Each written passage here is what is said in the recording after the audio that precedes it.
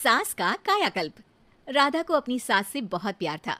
Mummy जी, आपकी साड़ी कितनी प्यारी लग रही है। काश मैं भी आपके जैसी साड़ी पहन पाती। अरे बेटा, हमारे जमाने में तो साड़ी ही चलती थी। तू क्या करेगी साड़ी पहनकर? दिन भर भागा दौड़ी करती है। साड़ी कंफर्टेबल नहीं फील कराएगी। तू तो ऐसे ही जचती है बेटा। राधा सास को लेकर घूमने जाती, सैर करती और उनसे खूब बातें किया करती थी।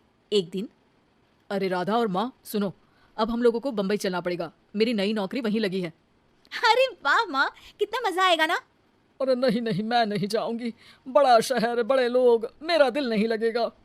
अरे माँ, मैं हूं ना आपके साथ।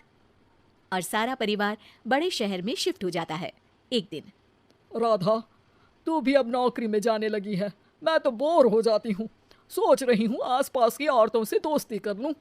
हाँ हाँ माँ, और क्या, यहाँ की औरतें तो किटी पार्टी और बहुत सी फन लविंग एक्टिविटी करती हैं। तो बेटा, दो चार फन लविंग से मुझे भी मिलवा देना। बहू सास के साथ बाहर निकलती है तो देखती है कि सास की उम्र की जो औरतें टहल रही हैं, उनका पहनावा ओढ़ावा सास से बिल्कुल अलग है। लेकिन फिर भी राधा एक औरत को रोकती है। Hello aunty, how are you? Oh great darling. Aunty, हम लोग यहाँ नए शिफ्ट हुए हैं। ये मेरी मम्मी है। क्या ये कल से आप लोगों को ज्वाइन कर सकती हैं?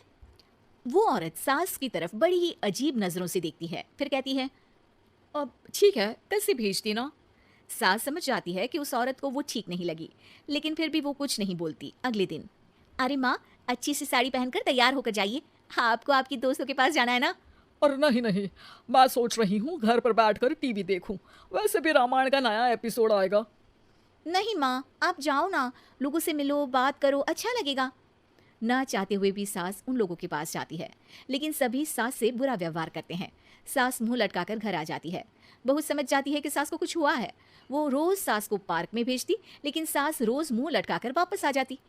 क्या हुआ माँ, आप बाहर जाकर खुश नहीं होती हैं? अरे बेटा, खुश तो हूँ लेकिन लेकिन क्या माँ, आपको तो लोगों से मिलना, बातें करना अच्छा लगता था। मैं देख रही हूँ कि आजकल आप बाहर से आती हैं तो परेशान सी दिखती हैं। सास कुछ नहीं कहती, अपने कमरे में चली जाती है।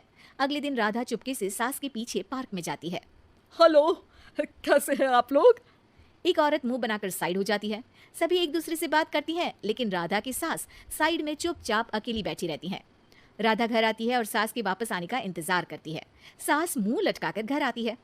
अरे मम्मी जी, तब से इंतजार कर रही हूँ, जल्दी तैयार हो जाइए, मार्केट जाना है। राधा सास को लेकर बाजार जाती है और उन्हें कुछ मॉडर्न कपड़े दिलाती है। अगले दिन सास उन कपड़ों को पहनकर पार्क में जाती है।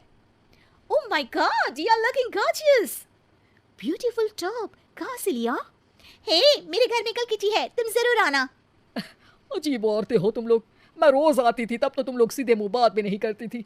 आज इन कपड़ों को देखकर तुम मुझे घर बुला रही हो। लेकिन सुनो, अब मुझे तुम लोगों से कोई बात नहीं करनी और ना ही दोस्ती करनी है।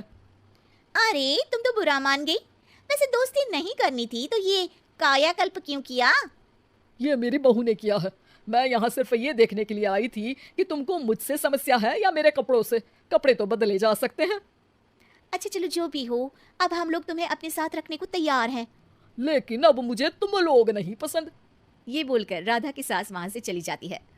वाह माँ जी, आज तो आपका चेहरा खिला खिला सा लग रहा है। लगता है आपकी सहेलियों ने आपको अपना लिया। हाँ, वो तो अपनाना ही था। दिखावे वाली जो है वो, मेरे कपड़े बदलते ही उनका दिल बदल गया। लेकिन आज मैं उन्हें मना कर आई। अरे क्यों माँ जी? क्योंकि उन लोगों को मुझसे नहीं, मेरे कपड़ों से दोस्ती करनी थी। वैसे मेरे पास तो तू है ना, मेरी प्यारी बहू। मुझे किसी की जरूरत नहीं है। अरे नहीं नहीं माँ जी, आप ऐसा क्यों सोच रही हैं? बेटा, ये गलत भी तो नहीं है। जैसा देश वैसा भेष। क्यों? ठीक है ना माँ, अब जब ये हम लोगों का देश है तो क्यों ना हम यहाँ का भेष अपना ले। हाँ हाँ जरूर, मैं तो तैयार हूँ। समय के साथ खुद को बदलने में कोई बुराई नहीं है। लेकिन कहीं नकल के चक्कर में बंदर ना दिखने लगूं। खैर, बहू लग जाती है सास की